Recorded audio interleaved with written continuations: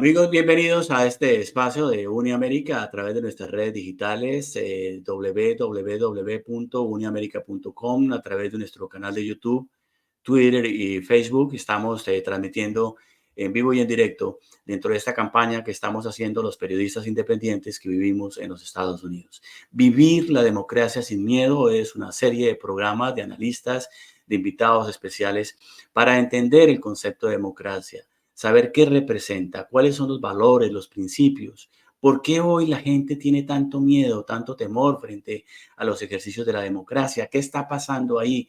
¿Cuál es su problemática central? ¿Cómo se da? ¿Cómo se manifiesta? Son miles de preguntas que están surgiendo al interior de este concepto de democracia. Por eso hemos llamado esta campaña Vivir la democracia sin miedo. Quiero presentar a nuestra colega investigadora y educadora, la profesora Elvira Sánchez Blay. Bienvenida, Elvira, un abrazo especial.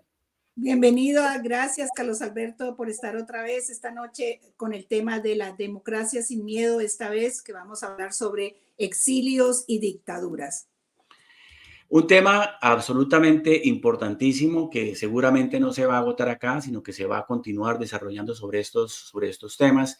Pero me parece importante decirle a nuestros internautas que pueden conectarse con nosotros ya en tiempo real para cualquier pregunta, comentario, propuesta, observación a través de nuestro canal de YouTube, a través de Facebook, a través de Twitter y por supuesto nuestra página web, que es donde nosotros estamos recibiendo todo lo que tiene que ver con las propuestas y observaciones y recomendaciones de ustedes a través de esta campaña que estamos haciendo un grupo de periodistas hispanos que vivimos en los Estados Unidos, que no tenemos marcas institucionales detrás, ni formamos parte de la lógica mediática norteamericana ni latinoamericana.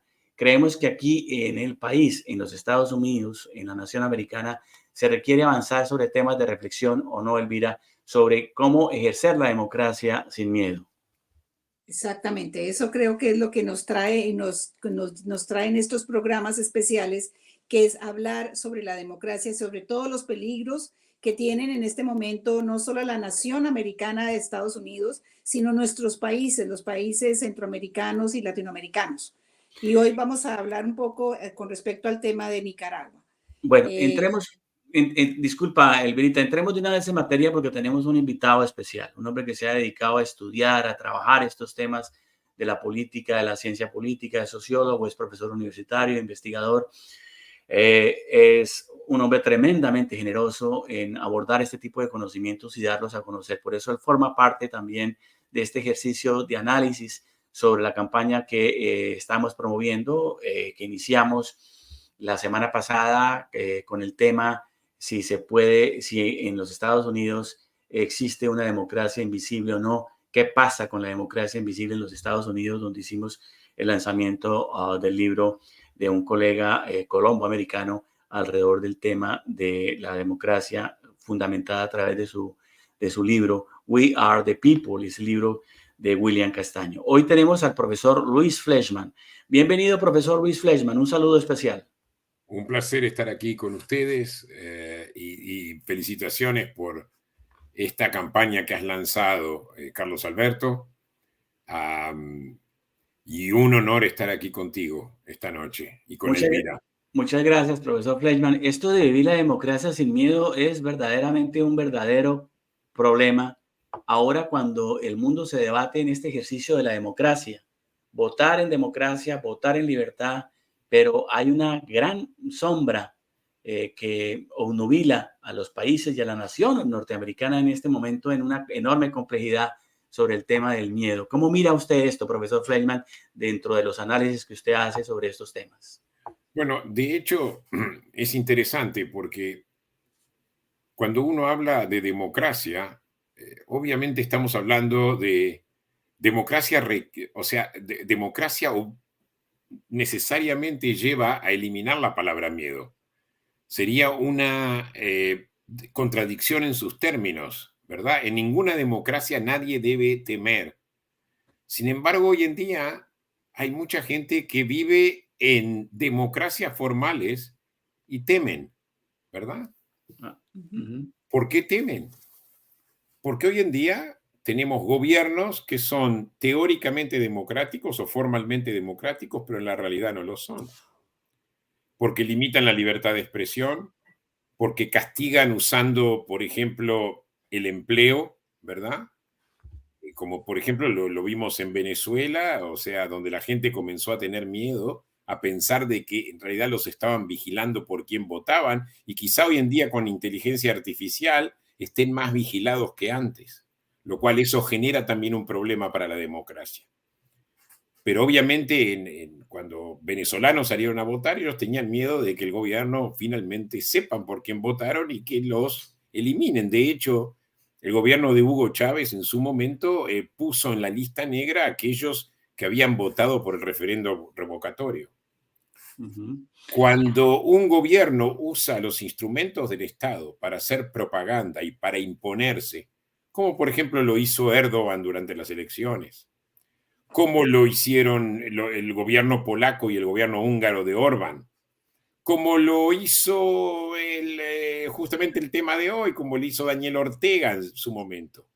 O sea, son democracias, pero no son democracias. O sea, hay muchos elementos de democracia que no existen.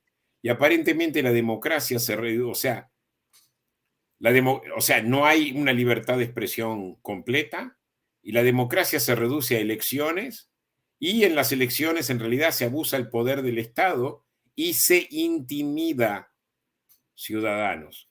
Y ese punto particular, profesor Fleischmann, de intimidación, lo vivimos aquí en los Estados Unidos frente al tema de la elección presidencial del actual presidente del país, de Joe Biden. El tema de que las elecciones fueron, y decían algunos, y especialmente líderes políticos, que fueron amañadas, que la gente, que la elección fue robada, y todavía seguimos en esa lógica de la nación americana. Bueno, yo creo que de a poco ese mito de que la elección fue robada se está disipando, pero acá hay algo mucho peor. Acá estamos viendo congresistas que tienen miedo de hablar, porque existe una tiranía de la mayoría. El apoyo a Trump, por ejemplo, hace que muchos congresistas, incluso mayormente del Partido Republicano, renuncien a sus creencias justamente por miedo a perder el voto. Esto fue lo que pasó, por ejemplo, lo vimos en las primarias, donde republicanos moderados que no seguían la línea de Trump fueron todos removidos prácticamente todos, con algunas excepciones, removidos de sus posiciones.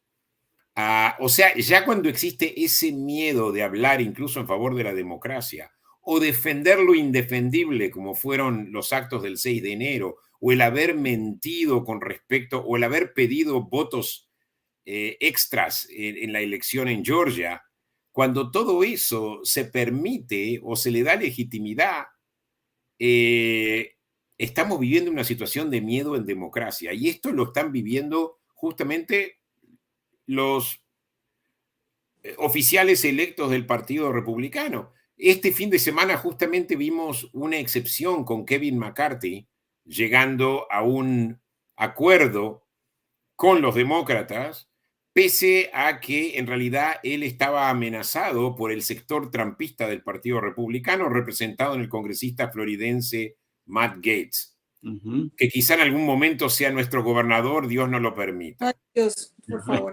También hay o sea, estamos viendo miedo en Estados Unidos, el centro de la democracia mundial. O sea, imagínense cuánto esto ayuda a la situación en América Latina, que es nuestro tema de hoy. Perdona, Elvira. No, qué pena. Lo que quería decir es que no solamente son los congresistas los que están muertos de miedo, sino también los candidatos republicanos. Totalmente. Ellos están aterrados de decir algo en contra de Trump, de estar en contra en cualquiera de los puntos, y se nota totalmente en las respuestas tan vanas y en esos debates tan caóticos que no llevan a nada. No hay una posibilidad de que haya otro candidato. Eso es para aterrarse. Yo me muero de miedo de que estamos en manos solamente de él, porque además el miedo es que él imponga su candidatura de una forma violenta. Bueno, eso va a ser un tema muy interesante para incorporarlo dentro de nuestra serie de programas que hemos llamado Vivir la democracia sin miedo. El tema de lo que va a representar para la nación americana el próximo proceso electoral. Estamos ya en las primarias del Partido Republicano, vienen después las primarias del Partido Demócrata. El actual presidente de los Estados Unidos ha dicho sí a gobernar otros 4 años más. Y hay una enorme complejidad ahí que valdría la pena mirarla en detalle. Hoy quiero referirnos al tema del exilio, democracia y el exilio. Elvira, teníamos invitado hoy a nuestro colega nicaragüense, Julio César López, un periodista que ha venido batallando muy fuertemente en Nicaragua, fue expulsado de Nicaragua, duramente amenazado, se encuentra en el exilio y desde el exilio está construyendo también historias, es decir, desde el exilio está escribiendo y trabajando. Vamos a ver si en el desarrollo del programa él puede conectarse, estaremos esperándolo, pero quisiera que habláramos un poquito de Julio César López. Él dirige el medio de comunicación ondalocalni.org, un medio digital.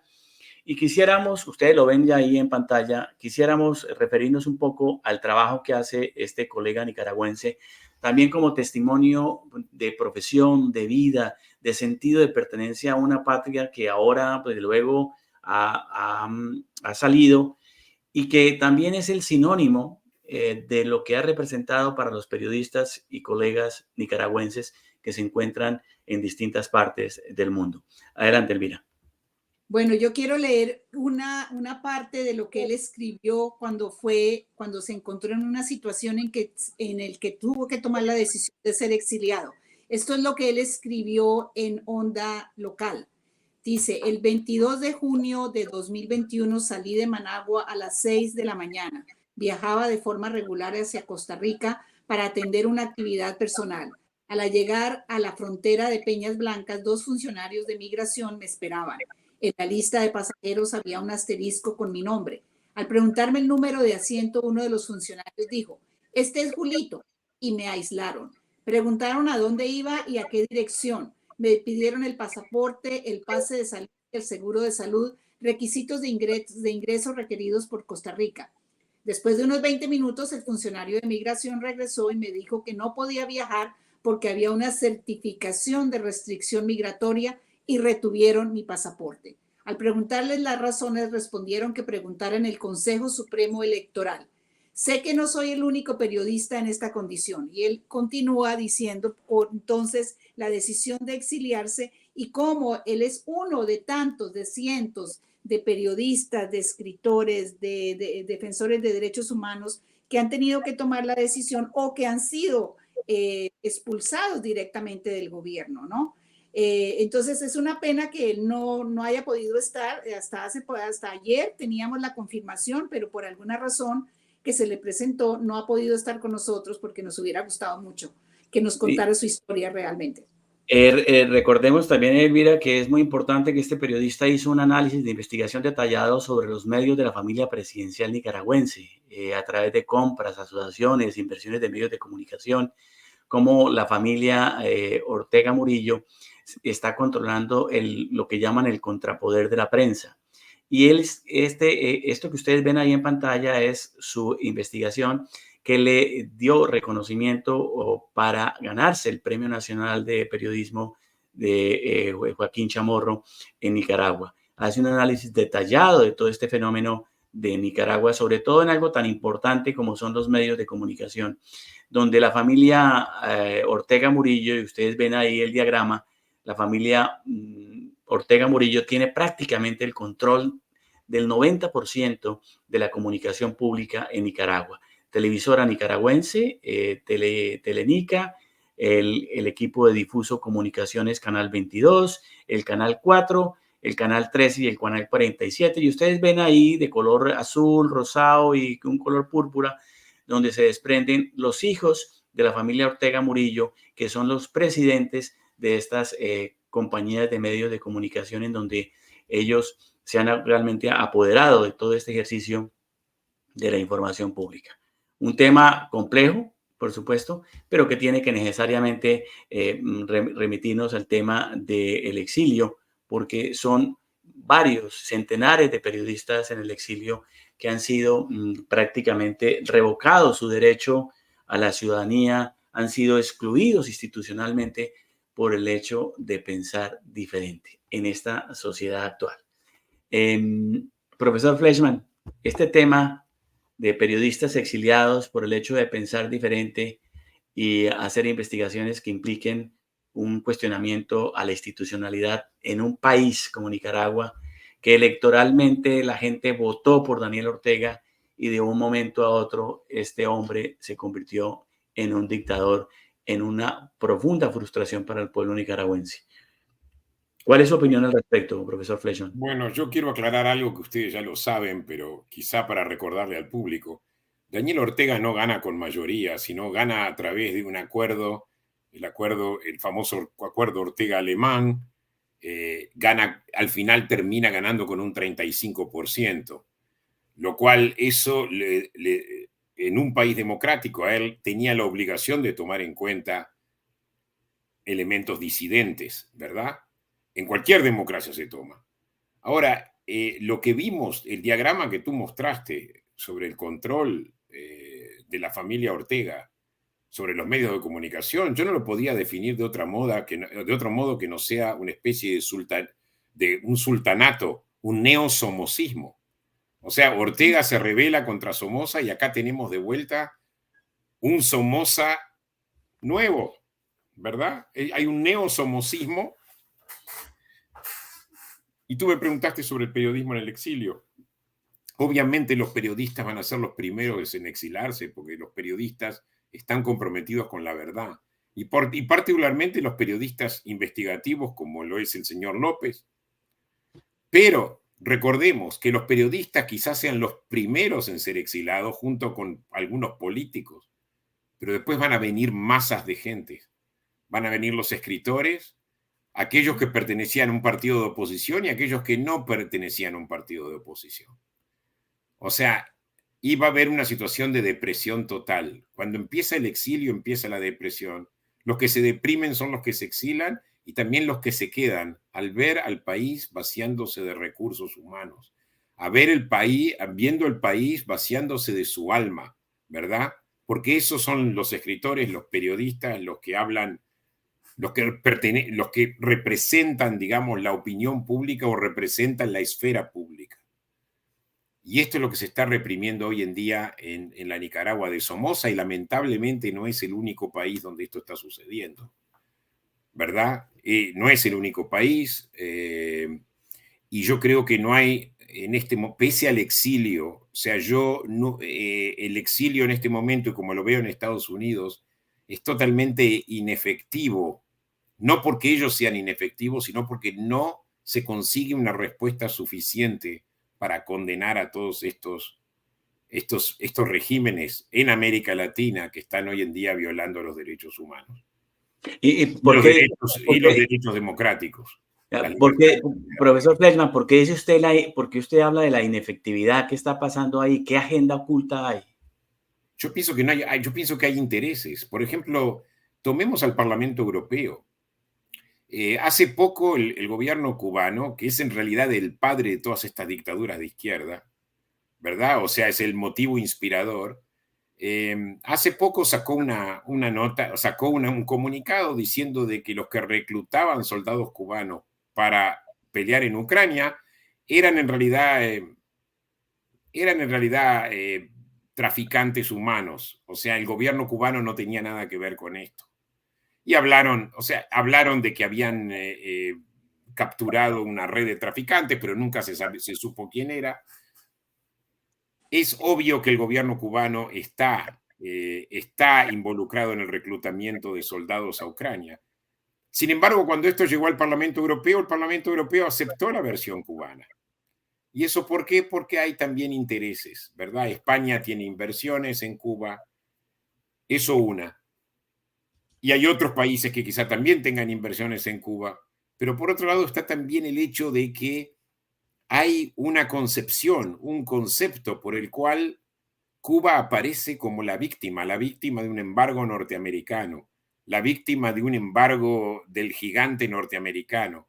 Entonces, como que estas dictaduras de izquierda todavía no terminan de ser aceptadas, diría yo, como regímenes represores.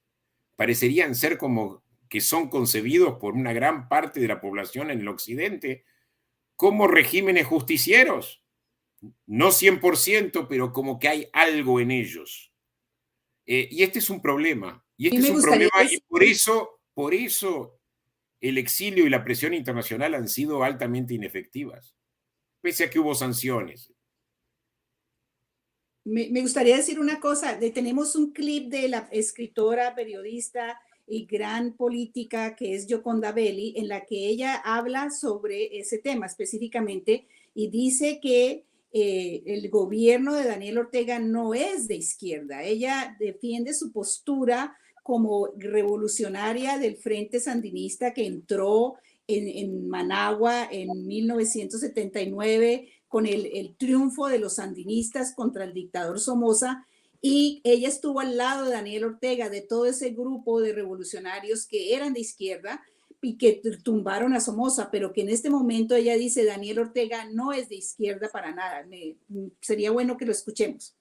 Estamos sintiendo, no sabemos, los dictadores a veces son absolutamente cerrados y sordos a los clamores mundiales, porque la Unión Europea, los Estados Unidos, desde 2018 que empezaron a matar gente en las protestas que hubo, los sancionaron, no han sancionado al pueblo de Nicaragua, han dado sanciones puntuales a los funcionarios del régimen, pero parece que no escuchan.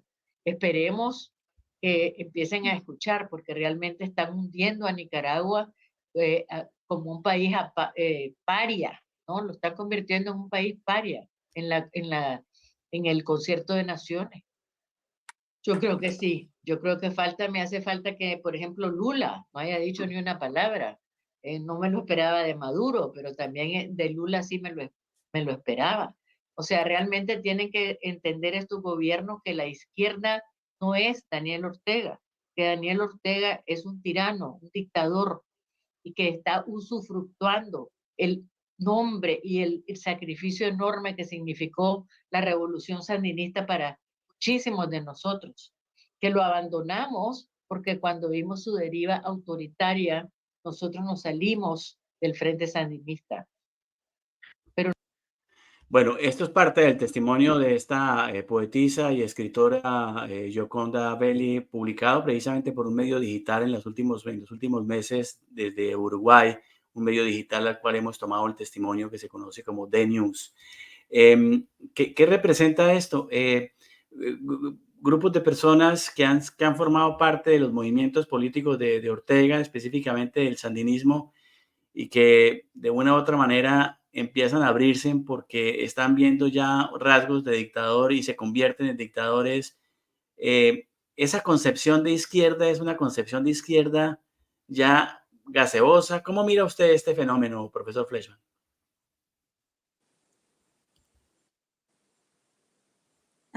Micrófono. El sonido, profesor Fleischmann.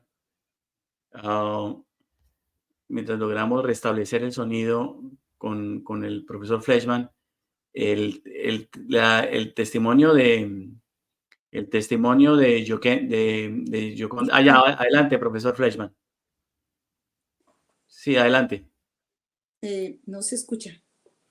Ya. No. No lo estamos escuchando, profesor Fleischmann. Si quiere, no lo estamos escuchando. Algo pasó ahí en la señal de conexión con usted, profesor Fleischmann. Si quiere, desconéctese y vuelve otra vez a ingresar y revise, por favor, el sonido para que volvamos a estar con usted en esta entrevista, si le parece, profesor Fleischmann, si nos está escuchando.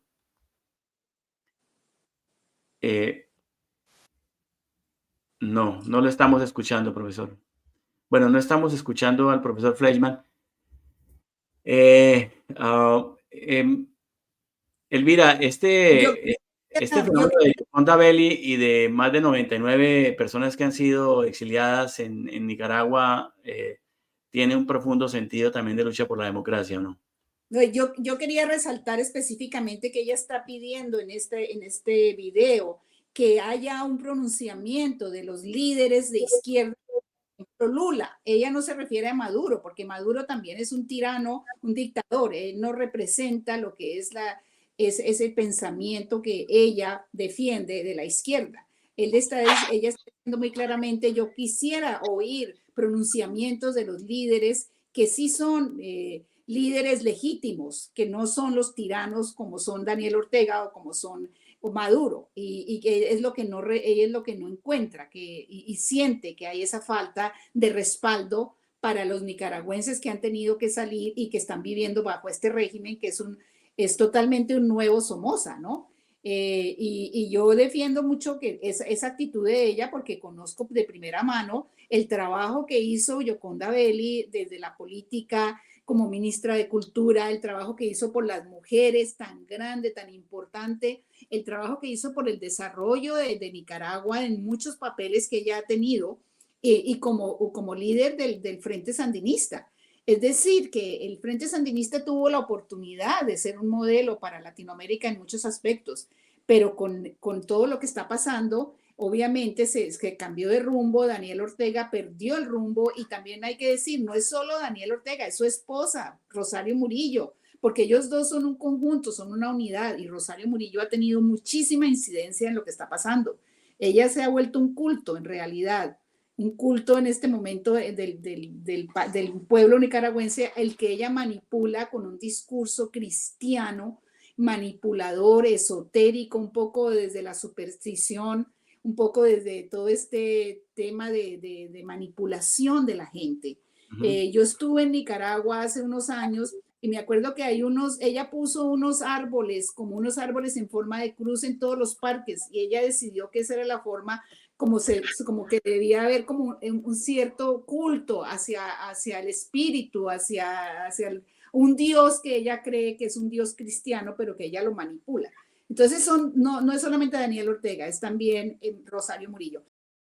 Relacionado con esto que estabas planteando, ya son más escritores e investigadores que han salido de Nicaragua, por supuesto, y que representa de una u otra manera el espacio que está ganando, por supuesto, los nicaragüenses en el exilio, que estando en el exilio continúan añorando su patria y su democracia.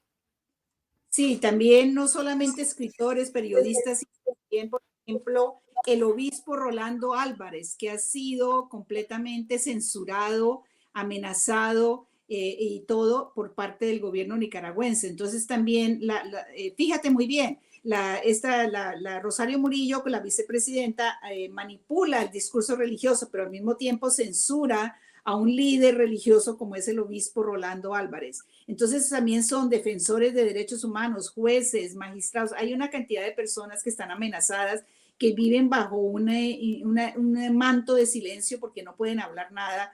Yo tengo amigos que trato de llamarlos y preguntarles cómo están y me dicen, no podemos hablar, no me llames. No saben cómo, yo te mando un mensaje, no sé qué, pero viven silenciados, muertos de susto. Y eso es terrible, eso es exactamente lo que es una dictadura, una tiranía, tal como lo dice Yoconda Belli. Yo creo que podríamos pasar al clip del militar, porque creo que eso también dice mucho, ¿no? Sí, Cómo ellos... sí, es importante también revisar cómo las autoridades del ejército y las fuerzas militares, para el caso de Nicaragua que estamos haciendo referencia, también se voltean, le dan la espalda al pueblo y se hacen a favor de los regímenes de dictadura. Ya está el profesor Fleischmann. Profesor Fleischmann, un saludo. Profesor Fleischmann, entonces, ¿vio usted el testimonio que pasábamos alrededor del tema de cómo los escritores desde España, a través de este testimonio, muestra también una enorme preocupación alrededor de cómo gobiernos que llegan electoralmente hablando y se convierten en otra cosa distinta? Adelante, profesor Fleischmann. Bueno, sí, eso es un problema universal.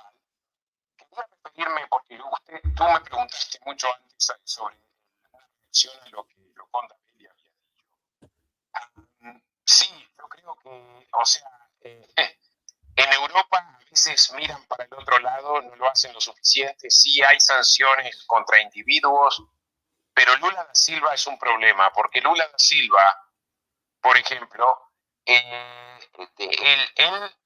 piensa que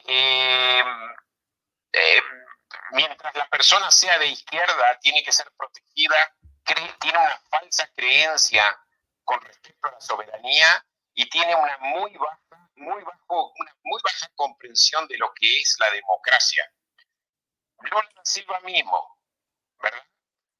Lula da Silva, por ejemplo, cree que las democracias son elecciones. Por eso no tiene problema en este momento también de pisar a las cortes, ¿verdad? Entonces aquí estamos en una situación donde hay como un movimiento mundial en este momento, global en general. Ya respondo a tu segunda pregunta, donde las democracias se vuelven instrumentos en manos de dictadores. Y esto lo vemos en países como Turquía, ni que hablar de Rusia, por ejemplo, pero lo vemos en países como Turquía, lo vemos en países como Hungría, lo vemos en países como Polonia, ¿verdad? Lo vemos en países, en otros, ni que hablar de los países ya de América Latina que hemos mencionado, y obviamente hay partidos en Europa Occidental, dentro de la Unión Europea, que también tienen tendencias más autoritarias. Entonces, el problema hoy de la decadencia de la democracia liberal es un problema global que tiene que ser atendido en forma global también. Si bien es muy difícil entrometerse en los asuntos internos de cada país y es muy difícil sancionar, y en este momento tenemos también potencias como Rusia y China, ¿verdad?, que aprovechan esta competencia internacional que en este momento existe, que es una competencia que nos recuerda a la época que precedió la Primera Guerra Mundial, donde tenemos asociaciones internacionales como el BRICS, por ejemplo, que no son simplemente asociaciones económicas, como al principio parecían ser, sino que son asociaciones geopolíticas donde se protege a las dictaduras. Hemos visto cada vez más dictadores intentando entrar en BRICS, por ejemplo, incluso Irán, Egipto. Todos estos países que en realidad quieren proteger sus regímenes dictatoriales entran dentro de esta coalición antiliberal internacional que está representada por BRICS, entre otras, ¿verdad? O sea que en este momento hoy la democracia es una carta de competencia internacional. O sea, si antes era el comunismo contra el capitalismo, hoy en día no es tanto el comunismo contra el capitalismo, sino que son dictaduras contra democracias. Y este es un nuevo juego, una especie de nueva guerra fría. Entonces, por eso preocupa mucho cuando vemos deterioro de la democracia en países como Estados Unidos, ¿verdad? Porque realmente es un knockout. Es un knockout en la propia cancha de las democracias. Elvira, adelante.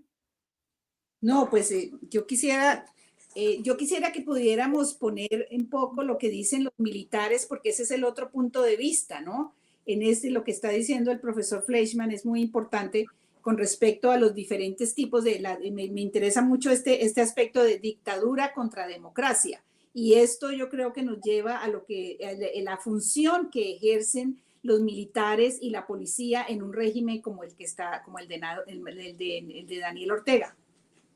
Bueno, vamos a colocar ese testimonio para mirar esa implicación de cómo los militares cierran filas alrededor de dictadores y cuál es el planteamiento actual sobre el particular en Nicaragua.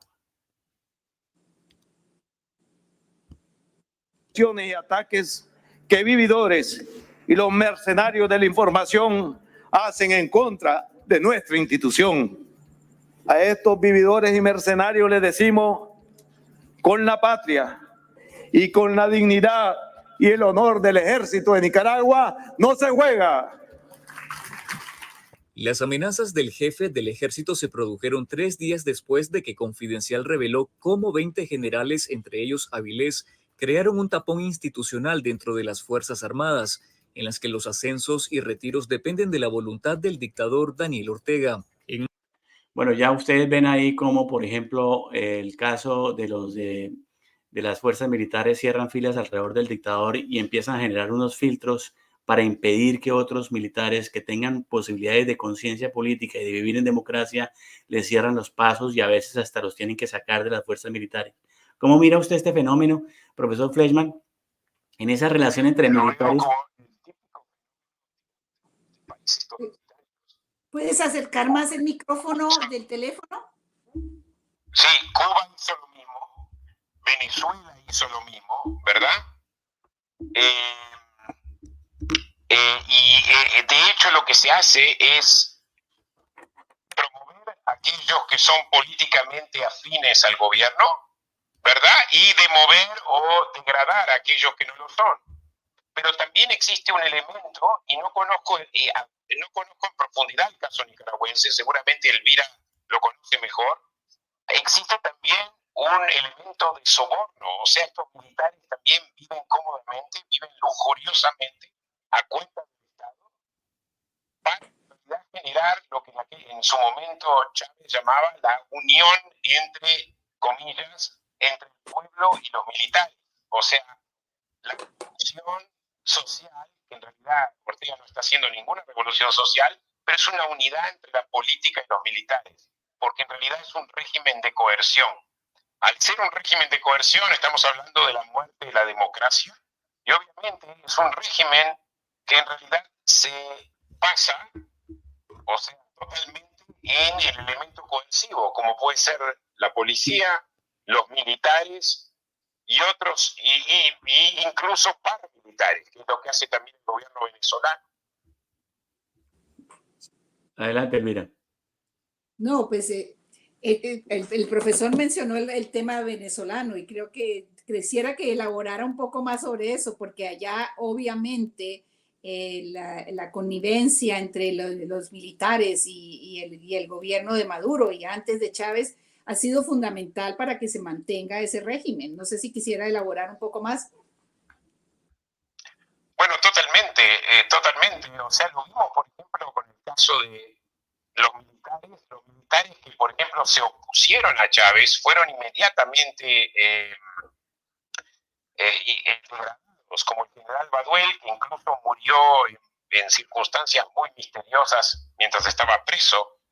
El general Baduel había sido temporalmente un apoyante del chavismo, había sido un compañero de Chávez, había sido ministro de Defensa, había sido jefe del Estado Mayor del Ejército, pero en algún momento entendió que el chavismo iba en una dirección antidemocrática y lo desafía en el referendo sobre la reelección indefinida que tomó lugar en 2007.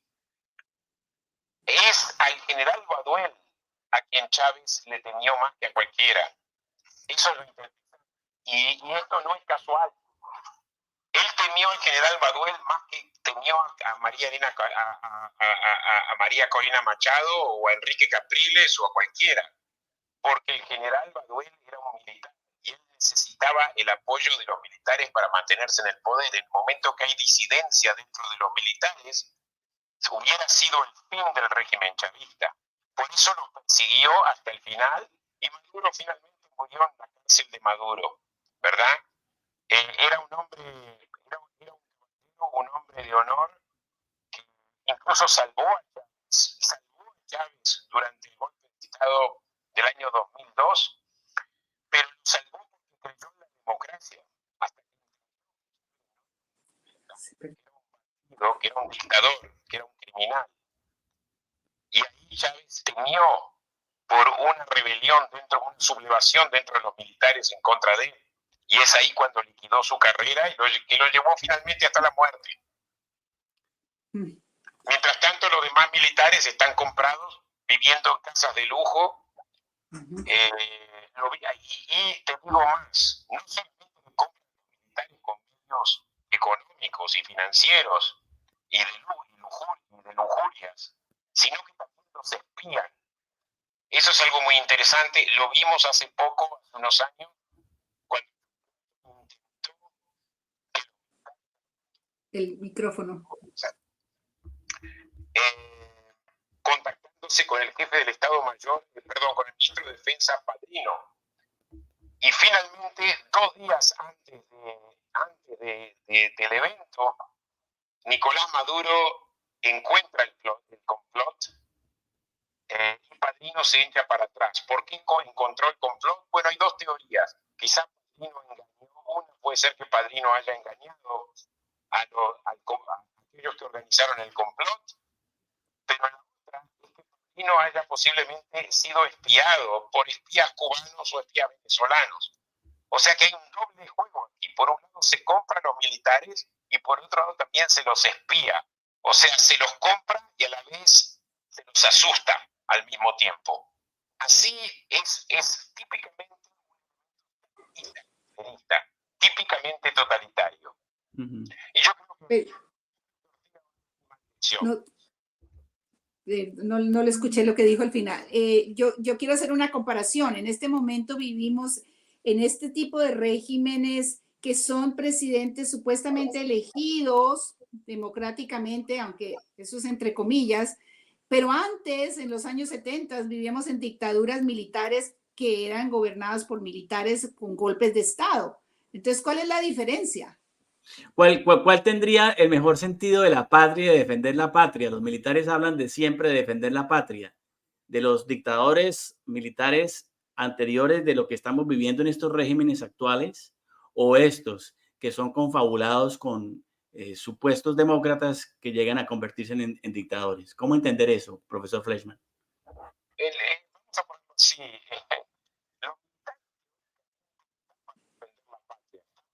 Defensa externa, ¿verdad?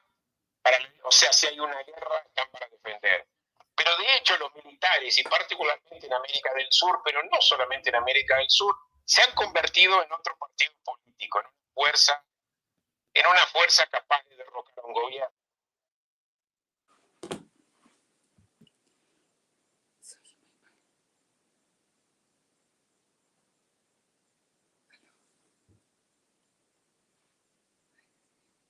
¿Qué pasó?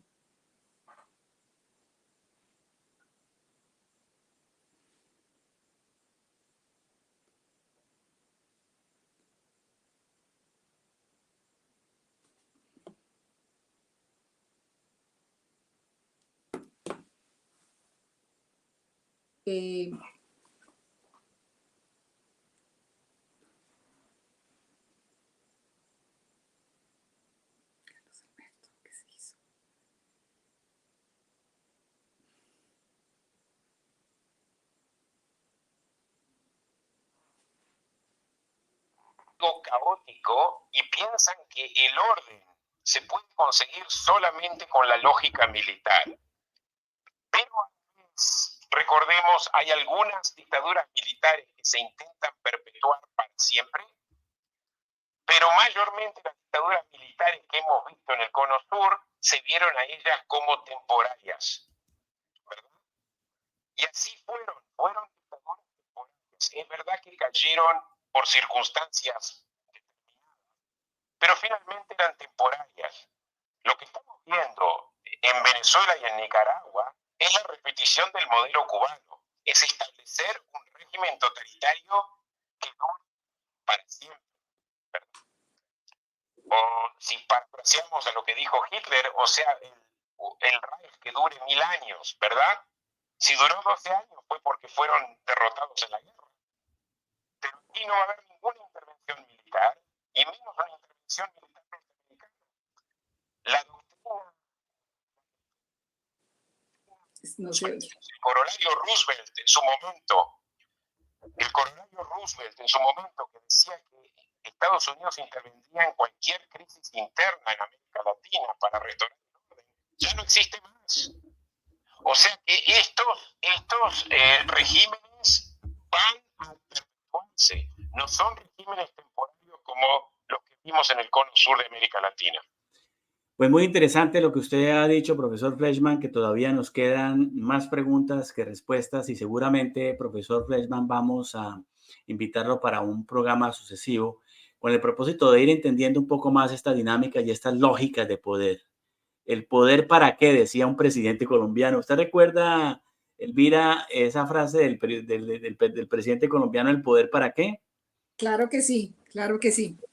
Bueno, entonces la idea es, profesor Fleischmann, tener con usted una segunda sesión de trabajo sobre estos puntos que hay que analizarlos en detalle y poder entender un poco más hacia dónde y cómo debe entenderse ese concepto del exilio, porque las democracias generan también un exilio, por supuesto.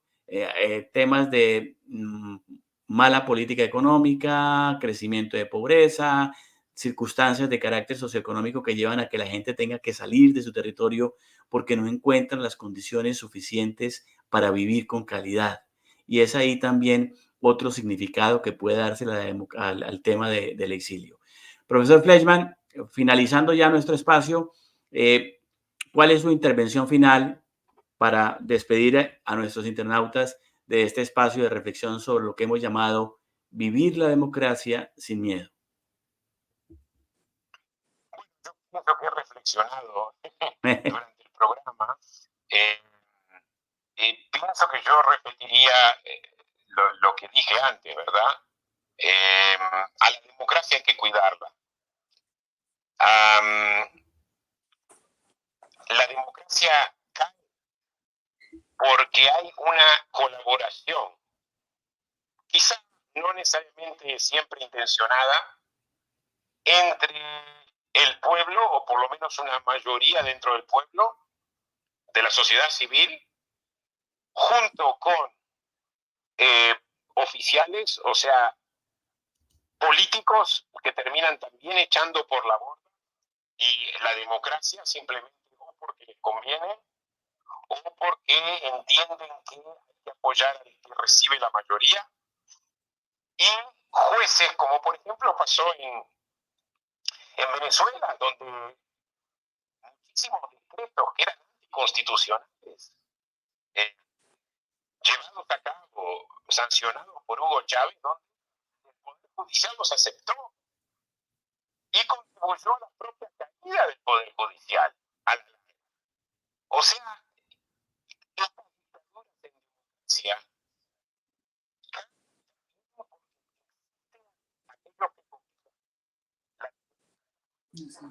pero también aquellos funcionarios que ocupan posiciones tanto en el Poder Judicial como en el Poder Legislativo.